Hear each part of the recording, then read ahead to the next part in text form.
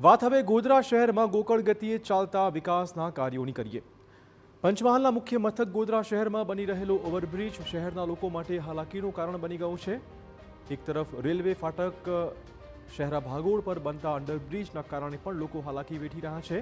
છેલ્લા 3-4 વર્ષોથી ચાલતા વિકાસ કાર્યોની ગોકળ ગતિ લોકો માટે માથાનો દુખાવો બની ગઈ છે। ટ્રાફિકની સમસ્યાથી લઈને ધૂળ ઉડવી ખાડાવાળા રસ્તાઓથી લોકો ત્રાહિમામ છે। ચર્ચથી પ્રભા રોડનું કામ છેલ્લા 3 વર્ષથી ચાલી રહ્યું છે, પણ હજુ પણ પૂરું થવા આવ્યું નથી।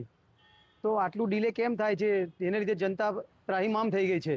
રસ્તા પર ટ્રાફિક એટલો બધો થાય છે અને ધૂળ પણ એટલી ઉડે છે, જેને લીધે વેપારીઓના ધંધા પડી ભાગ્યા છે। રસ્તો વન વે થયો હોવાને ટ્રાફિક બી બહુ જામ થાય છે। તેથી જેમ બને એમ વહેલું બ્રિજનું કામ પૂર્ણ થાય તો અમારા ધંધા ફરીથી શરૂ થાય। કામમાં કોઈ ગતિ નથી મળી રહી, જેના કારણે ટ્રાફિકની સમસ્યા ખૂબ જ ગંભીર બની છે। જેના કારણે અમારા વાહન ચાલકોને સમયનો પણ બગાડ થઈ રહ્યો છે અને અમારે જે જીવન જરૂરિયાતના જે કામો હોય એમાં ઘણી સમસ્યાઓ થઈ રહી છે, જેના કારણે ધૂળ પણ ખૂબ જ ઉડી રહી છે, શ્વાસને નુકસાનકારક છે। એ સરકારને એટલી વિનંતી કે જે બ્રિજનું કામ છે એ ખૂબ જ જલ્દીથી થવું જોઈએ અને જે રોડ પર ખાડો પડેલા છે એનું પણ કંઈક નિરાકરણ લાવવું જોઈએ।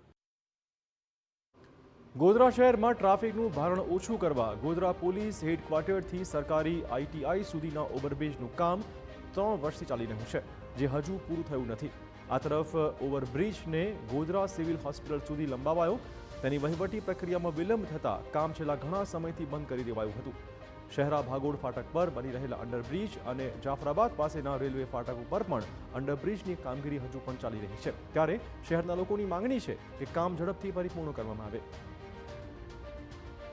સમયમાં ચોમાસું સામે છે, શાળાઓ પણ ખુલ્લી શરૂ થવાની છે, ત્યારે વહીવટી તંત્ર અને જવાબદાર તંત્ર એજન્સીને વિનંતી છે કે આ કામ તાત્કાલિક ત્રણેય કામો પૂર્ણ કરે અને પંચમહાલની પ્રજા અને ગોધરા શહેરના નગરજનોને આ કામ પૂર્ણ કરીને સોંપી અને એનો લાભ મળે એ માટેના પ્રયત્ન કરો।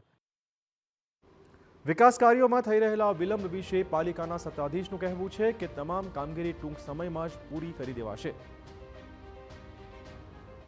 મુખ્ય હાર્દસમાં ફ્લાયઓવરની જે વ્યવસ્થા છે તેમાં સરકારશ્રી અને માન્ય ધારાસભ્ય શ્રી કે રાવતી સાહેબના અથાગ પ્રયત્નો દ્વારા જે નવું એક્સટેન્શન પણ એમાં મળ્યું છે એ પ્રમાણે આ કામગીરી અત્યારે આપણે અગાઉની એક્સટેન્શનની પણ શરૂ થવાની છે ટૂંક સમયની અંદર, અને જે કંઈ બાકી કામ છે એ પણ ખૂબ ઝડપથી થશે।